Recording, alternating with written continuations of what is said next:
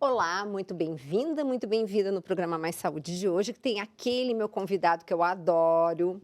Vocês adoram porque mandam e-mail, comentam no meu Facebook, no meu Instagram. É aquela pessoa que é um grande cientista e consegue ver Deus na bioquímica. Professor Henry Okigami, bem-vindo novamente ao Mais Saúde. E para falar de quê agora?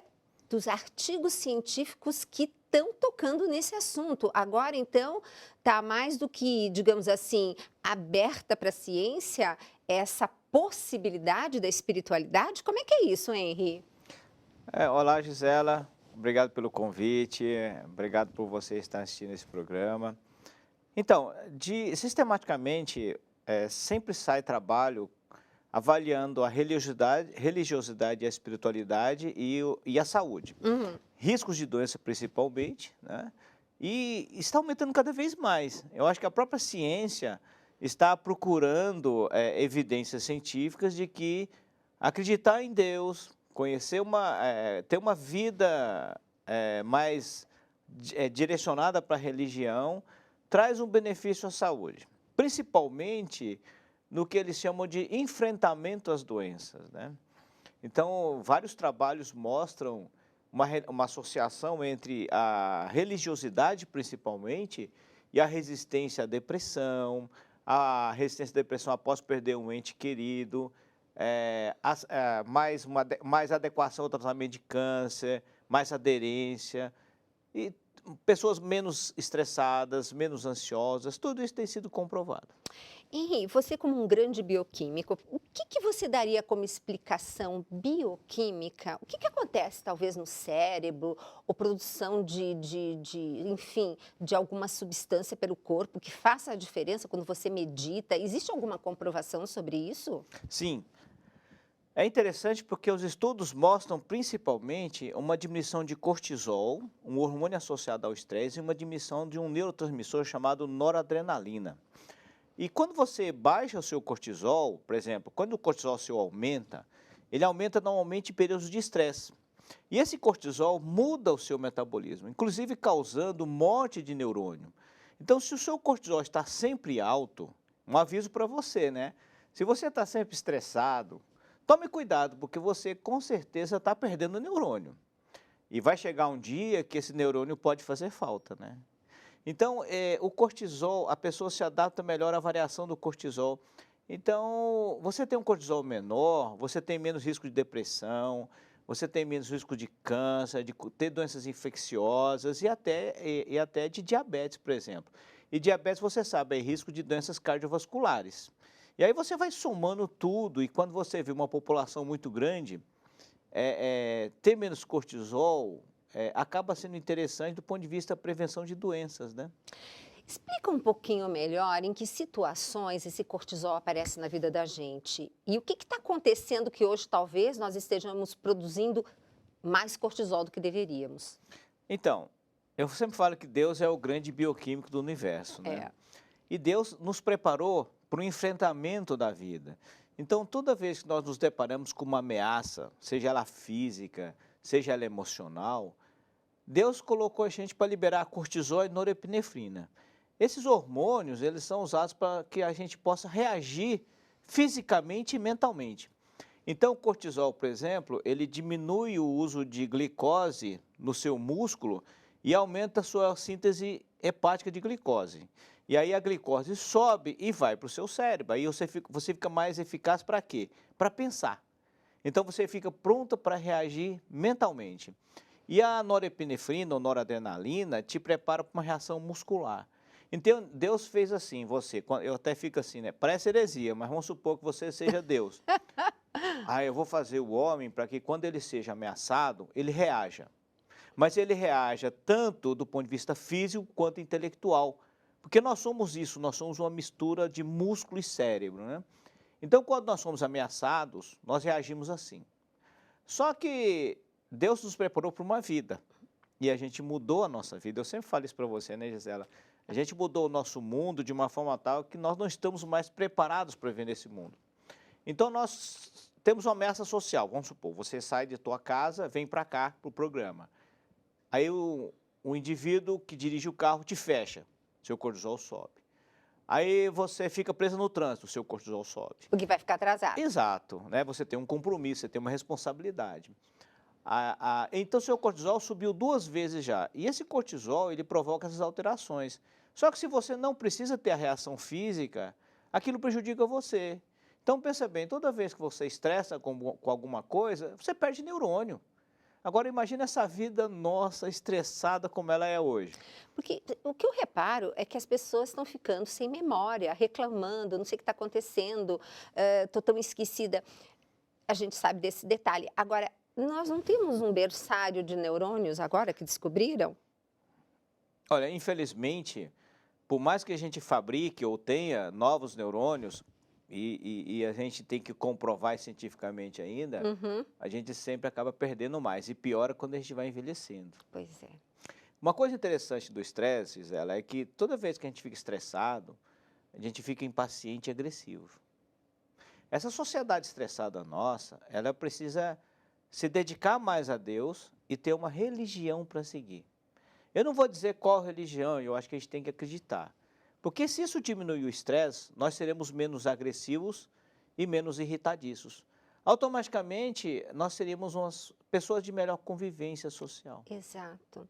E hoje, como a gente está vendo todo mundo, sabe o nível de tolerância zero? Tá todo mundo assim. E eu até comentei num programa que eu fiz com o Rock, como hoje o número de suicídios está aumentando. E não é só o suicídio em si, é o suicídio familiar, né? Porque a pessoa não só se mata, ela mata a esposa, ainda pega os filhos e acaba se matando. Por quê? Porque o dinheiro acabou. Porque hoje está todo mundo baseado numa realidade em que o ter é mais importante do que o ser. Então, a importância de ter Deus nessa hora, né, Henri? Eu lembro de uma frase que quem falava era Karl Marx, né? Que a religião é o último suspiro da criatura esmagada pela infelicidade. Vocês já viram isso, né? Isso é tipicamente da época comunista. Exato. Eu digo para você que, em parte, Marx está certo. A religião, sim, é a esperança de um povo, é a esperança de uma pessoa. Quando você está no fundo do poço, quando você está desesperado, a única coisa que pode salvar é a crença em Deus. É verdade. Se você não crê em Deus, você se suicidará. É. Por mais que você fale, não, eu acredito em Deus, eu acredito em Deus, se essa crença vem do fundo do teu coração, do fundo da sua alma, e aí você não tem controle sobre isso, né? Porque tem coisas que a ciência não explica. Por exemplo, a crença em Deus. Você acredita em Deus e aquilo vem de dentro de você. Aí você fala assim, não, eu acredito em Deus, não existe efeito placebo de fé. Ou você tem ou você não tem. Fantástico isso, Né? Henri. Então, se você tem a fé, Deus te estende a mão. E Deus te estende a mão sempre quando você está desesperadamente necessitando dele. Quando você principalmente vê que você sozinho não pode mais, né? Verdade. O mundo pode desabar do teu lado. Se você tem Deus no seu coração, você não desaba com o mundo. Com certeza. E é essa resiliência, é esse enfrentamento que as pessoas que têm um sentido na vida, se colocando nas mãos de Deus, conseguem superar. Então, você vê que nos exercícios ou enfim, de meditação, ou nós que católicos temos o hábito também de oração do terço, rezar os salmos, etc., isso faz com que o cortisol, então, não seja tão intenso, a presença dele no organismo. Agora, existe a produção de alguma outra coisa? Ou só a baixa do cortisol já tem um benefício incrível? Não, existe a produção de beta-endorfina. Né? Tem várias coisas que influenciam a nossa vida, né? A fé em Deus aumenta a sua beta-endorfina. E a sua beta-endorfina tem a ver com o que a gente chama de satisfação. Né? Também te torna uma resistente à dor. Pessoas que têm uma religiosidade, elas são mais resistentes à dor, elas conseguem suportar a dor de forma ela tem mais resistência à dor do que as pessoas que não têm. Olha. Outro fato importante que os estudos mostraram, esse foi o estudo mais recente, eles conseguiram diferenciar religiosidade de espiritualidade. Me conte. Na espiritualidade, só ser um indivíduo espiritualizado, às vezes, não traz o benefício de ser um indivíduo religioso.